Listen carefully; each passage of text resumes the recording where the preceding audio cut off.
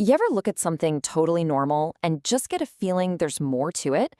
Like a map or, I don't know, an old glass? Well, you're probably right. Turns out some of the wildest stories are hiding right in plain sight.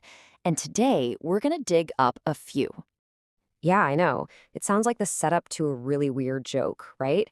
But believe it or not, there is a connection. Each one of these things holds a story that's been almost completely forgotten. So let's connect the dots and see what kind of surprising history we can uncover.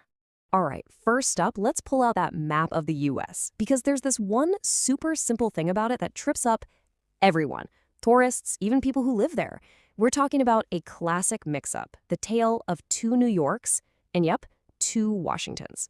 So here's the deal. On one hand, you've got New York State, this huge chunk of land, capitals in Albany. But let's be real. When someone says New York, you're probably thinking of the city, right? The global mega hub. Then you jump all the way across the country to the Pacific Northwest, and you've got Washington State, where Seattle is. But then 3,000 miles away, back on the East Coast, you've got the nation's capital, Washington, D.C. Same name, completely different worlds.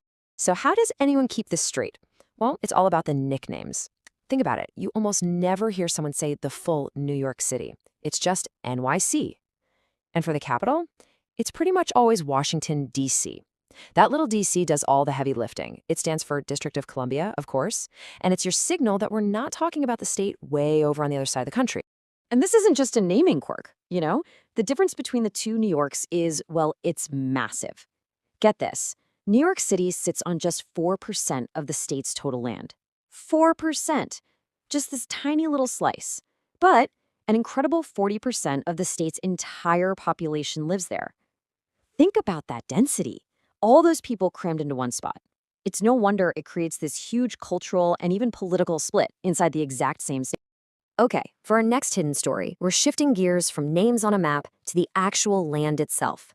We're going to California, to a spot that was once home to an absolutely enormous lake. A lake that today is just gone.